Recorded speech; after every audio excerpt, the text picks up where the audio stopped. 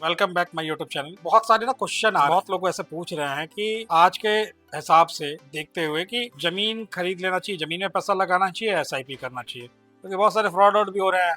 अभी सहारा ने कर दिया था, बहुत सारे मैक्स का सुनाई था, तो बहुत सारी कंपनियों पे ट्रस्ट लोगों का उठ गया है। बहुत सारे पूछ रहे थे कि या एसआईपी करना चाहिए या जमीन में पैसे लगाने चाहिए, रियल एस्टेट में इन्वेस्ट करना चाहिए। मैं ना आज एक स्टोरी के माध्यम से आपको ये डिटेल देना चाहूंगा, समझाना चाहूंगा पूरा। आप खुद समझ जाओगे कि क्या सही है क्या गलत है। एक एग्जाम्पल के तौर पे तो हम स्टोरी शुरू करते हैं। एक लॉयर थे, उन्होंने बहुत ही मेहनत से अच्छे खासे अपने शहर के बहुत ही बड़े लॉयर, अच्छा खासा वेल्थ था, स्ट्रांग था, बैकअप भी ठीक था, अपनी जमा पूंजी 30 लाख रुपए बचा के रखी थी। तो लास्ट में अपने उनके दो बेटे होते हैं, दोनों को 15-15 लाख रुपए डिवाइड कर देते हैं। 15 लाख एक बेटे को दे दिया, 15 लाख एक बेटे को दे दिया। वो इन्वेस्टमेंट जो बड़ा वाला बेटा क्या करता है कि वो कहता है पापा बोलते थे जमीन में, रियल एस्टेट में पैसा सेफ होता है, जमीन खरीद लेता हूँ। और उसने उठा के जमीन में पैसा लगा, वो शहर से बाहर जमीन खरीद लिया, पैसे इन्वेस्ट कर दिए, जो भी स्टैम्प ड्यूटी, रजिस्ट्री चार्ज, वो सब एक्सपेंस अलग से लगा और जमीन उसकी हो गई, सेफ इन्वेस्टमेंट उसने कर दिया। छोटा वाला बेटा क्या किया कि 15 लाख में से 5 लाख उसने इमरजेंसी फंड रख दिया अपना, उसको एफडी में डाल के छोड़ दिया। एफडी आप कभी भी तोड़ सकते हो, तो उसने इमरजेंसी फंड के लिए एफडी में डाल दिया कि कैपिटल होना बड़ा जरूरी है। 10 लाख रुपए उसने अपने पास रख लिए, उसको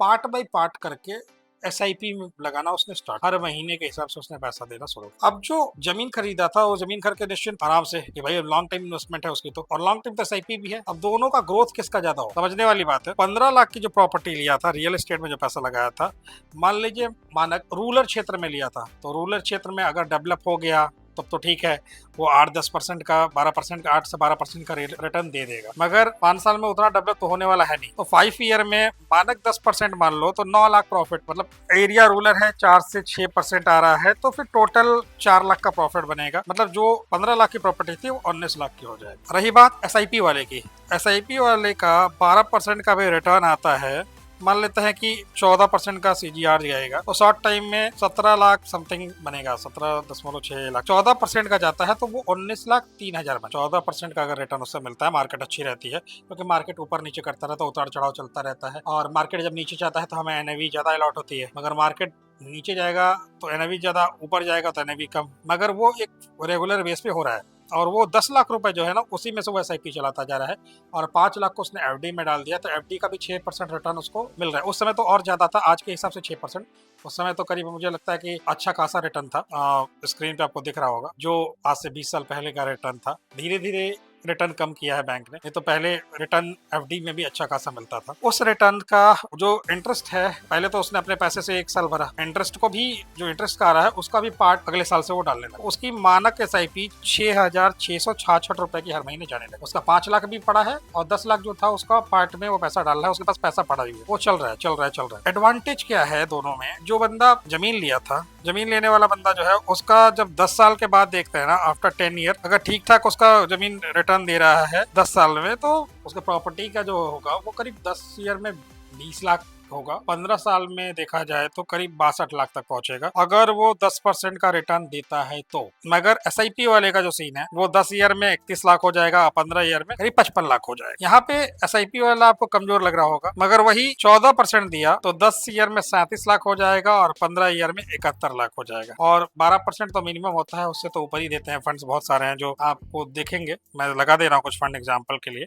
आप देख सकते हो। अब रही फाइनल 20 साल में जमीन हाईएस्ट जाएगी 1 CR जाएगी, और वो भी अच्छा खासा अपने हिसाब से वो डेवलप कर रहा है एरिया, तब। नहीं तो कम देगा तो रिटर्न सिंपल सी बात है कि वो 62-68-70 लाख के बीच में रुक जाएगी। अच्छा खासा वो डेवलप कर गया, मान लीजिए, तो 1 CR हो जाएगा। 12% तो मानिए ठीक है, 12% के हिसाब से जो आ रहा है वो तो आ ही रहा है, मगर 18%, 20% भी अच्छे एसआईपी, अच्छे फंड दे रहे हैं जो मैं यहाँ पे लगा रहा हूँ। अगर आपका पैसा इस फंड में है, मैं तो मिनिमम बोल रहा हूँ 18% के हिसाब से, अगर 18% के हिसाब से है तो आपका पैसा 1,56,00,000 हो जाएगा। और ये रिटर्न जो दिख रहा है ना आपको, ये उससे कहीं ज्यादा दिख रहा है, मतलब जो परसेंटेज है। अब ये फर्क आप देख रहे हो, मतलब 1 CR भी उसका माने, हाईएस्ट रिटर्न भी माने जमीन वाले का, कि भाई एक भाई का जो जमीन है अच्छा खासा ग्रोथ किया, अच्छा खासा एरिया डेवलप किया, वो 1 CR का हो गया, 1,56,00,000 हो गया एसआईपी वाला। अब दोनों का कंपेयरिंग एक ही है, वो 1 करोड़ का बेच रहा है ना, वो 1 करोड़ का खरीद सकता है, तब भी उसके पास 56 लाख होंगे।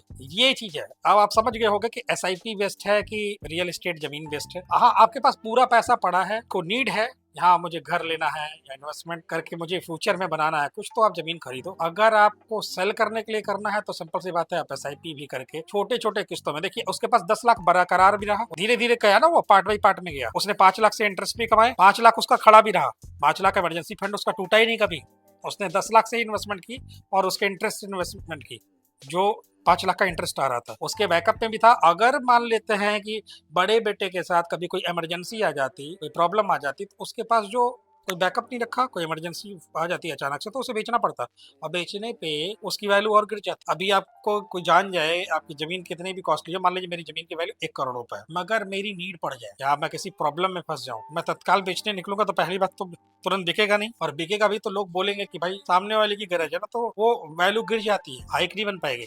अगर मैं बेचना चाहूंगा तो हाइक बनाने के लिए भी मार्केट में एक जमीन को बेचने में 6 महीने 7 महीने लग जाते हैं, दलाल बहुत सारे लगे रहते हैं, बहुत लोग, आपको जब तक सही आपके हिसाब से बंदा नहीं मिलेगा, प्राइस नहीं मिलेगा, आप बेचोगे। उसका तो इमरजेंसी फंड भी बना था, धीरे धीरे पैसा भी बन गया, उससे कहीं ज्यादा बना, और वो जमीन 1 करोड़ की जो बेच रहा है, चाहे तो वो खरीद सकता है 1 करोड़ की, और 56 लाख रुपए तब भी उसके पास रहेगा। और मैं कहूँ कि अगर वो नहीं खरीदता है 1 करोड़ 56 लाख पे, जब उसको 12% का भी इंटरेस्ट आ रहा है, तो वो कितना पैसा बनेगा। तो शुरू में रिटर्न बहुत छोटे लगते हैं, मगर बाद में वो बहुत बड़े हो जाते हैं। कैपिटल जब बनता है ना, तो कैपिटल धीरे धीरे ही बनता है। पोर्टफोलियो जो कहते हैं, पैसे का पहाड़ जो कहते हैं, वो धीरे धीरे ही बनता है, एक बार में कभी नहीं बनता। तो मैं यही बोलूंगा, अब आपको इस कहानी से इतना तो समझ में आ गया होगा कि बेस्ट क्या है।